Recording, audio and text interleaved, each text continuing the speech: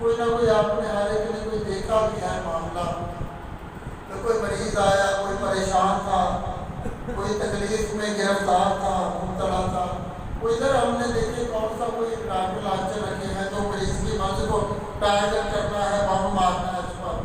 یا کون سا گولی ہے پستول نکالی مریض کی مرض کا نشانہ لیا اس کی مرض ختم کر دی۔ کچھ ہے نہ انجیکشن ہے، نہ گولی ہے، نہ کوئی پھکی ہے، نہ کوئی دوائی دارو ہے، کچھ بھی نہیں ہے، تو عشق مصطفیٰ زبان پر ذکر مصطفیٰ کی دولت ہے۔ بس یہی دولت زبان سے نکلتی ہے، اگلے کے کانوں میں، مریض کے کانوں میں ٹکراتی ہے، ہوا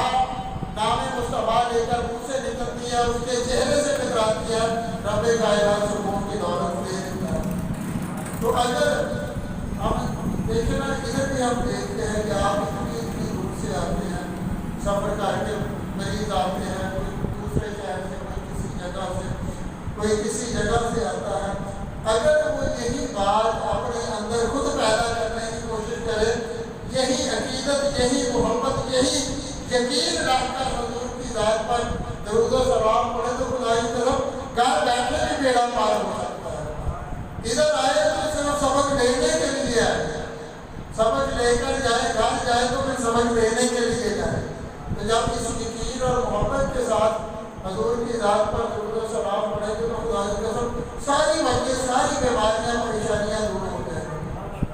میں تو چاہتی کہ پہلے بھی میں نے آپ کے سامنے عرض کیا کہ ایک مرتبہ مجھے یہ اپنا پارس پورے کے ساتھ میں اگر ہے محمدی پورہ یا محمد پورہ کے علاقہ ہے، محمدی گاؤں یا محمدی گاؤں علاقہ، ادھر لے کے گئے مجھے گھر میں۔ وہ کہتے ہیں کہ کئی سال سے نا کوئی بچیوں کے بال کٹ جاتے تھے، سامان کو آگ لگ جاتی، پیٹیوں میں رکھے ہوئے سامان کو آگ لگ جاتی ہے، پردے لٹک رہے ہوتے، آگ لگ جاتی، برتن الماریاں خود کھلتی، کوئی کھولنے والا نظر نہیں آتا، الماریاں خود کھلتی، برتن ہوا میں اڑتے ہوئے آتے، ان کے ماتھے سے ٹکراتے، دیواروں کے ساتھ ٹکراتے، برتن نکالنے والا، مارنے والا کوئی بھی نظر نہیں آتا۔ مجھے وہ لے گئے، 5-7 لوگ آئے، ادھر لے گئے، ہم نے ادھر نماز پڑھی، درود و سلام پڑھا، انہیں بھی عرض کیا کہ جیسے ہم نے پڑھا ہے اس کمرے میں بیٹھ کر آپ بھی پڑھنا شروع کر دیں۔ میرے کھڑے ہوئے ایک کام ہوا، ایک عجیب و غریب واقعہ ہوا۔ میں ادھر کمرے میں کھڑا تھا، الماری تھی، شیشے کے برتن پڑے ہوئے تھے، وہ بندہ جوش میں آ گیا، غصے میں آ گیا، گالیاں نکال کے کہنے لگا، وہ شیاطین جنات شرارت کرتے تھے، کہنے لگا کہ اب سامنے آؤ، میں ایسا کر دوں گا، یہ کر دوں گا، میرے سامنے آ جاؤ، میں یہ کر دوں گا۔ وہ کڑک کی آواز آئی، ان کی الماری کھولی، شیشے کا کپ ہوا میں اڑتا آیا، یہ میں نے اپنی آنکھوں سے دیکھا۔ الماری خود کھلی، کوئی کھولنے والا نظر نہیں آتا، الماری خود کھلتی ہے، شیشے کا کپ برتن ہوا میں اڑتا آتا ہے، اس کے پاس آ کر گر جاتا ہے۔ میں نے اسے عرض کیا کہ بندہ خدا کہ یہ جتنی تو گالیاں نکالتا ہے، برا بولتا ہے، کہ اس کی جگہ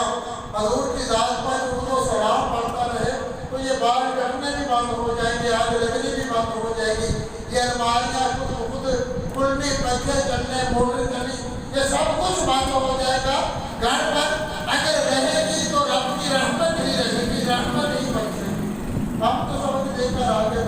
انہوں نے درود پاک پڑھنا شروع کر دیا، پڑھتے رہے، 1 دن پڑھا، 2 دن پڑھا، 3 دن پڑھا، میرا جب کوئی ہفتے بعد جب دوبارہ آئے تو میں نے ان سے پوچھا کہ آپ بتائے اب کیا صورتحال ہے، کیا آپ بھی بال کرتے ہیں، آگ لگتی ہے، کوئی دورے پڑھتے ہیں، برتن ٹوٹتے ہیں؟ وہ کہنے لگا کہ جس دن سے ادھر آپ درود و سلام پڑھ کر آئے، دیواروں پر درود پاک ٹیکا لگا دیا اور ہم نے بیٹھ کر صلی اللہ علیہ محمد کی صدائیں جب سے بلند کرنی شروع کی ہیں گھر میں، اس دن سے لے کر آج تک ہمارے گھر کا ایک تنکا بھی نہیں جاتا۔ بیٹی کو آگ لگنا تو دور کی بات، کپڑوں کو آگ لگنا تو دور کی بات، کسی گھر کے ایک بال کو بھی دوبارہ وہ شیاطین جلا نہیں سکے۔ اپنے دامن میں درودوں کے سوائے کچھ بھی نہیں، لیکن محشر میں